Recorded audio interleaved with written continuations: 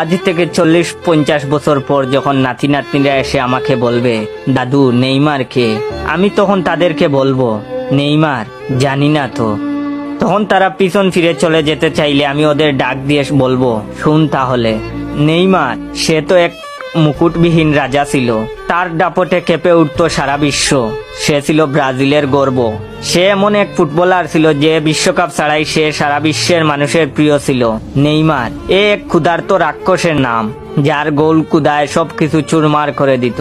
Neymar এমন একটি নাম যা শুনে পিএসজি, বার্সেলোনা, সান্তোস গর্ব করে বলেছিল, আমাদের কপাল ভালো যে আমরা এমন খেলোয়াড়কে আমাদের করে নিতে পেরেছিলাম।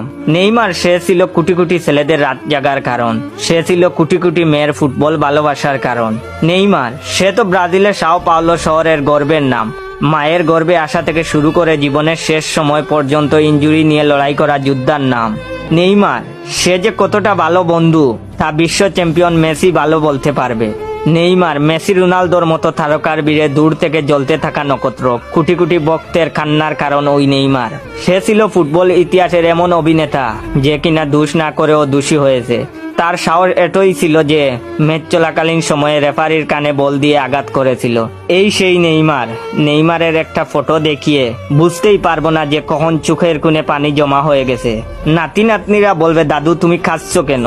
আমি তখন তাদের বলবো, না রে কাঁদিনি, এটা শান্তির পানি। তাদের বলবো, তোদের একটা জিনিস দেখাই, ওই বাক্সটা নিয়ে আয় তো। বাক্স খুলে দেখাবো নেইমারের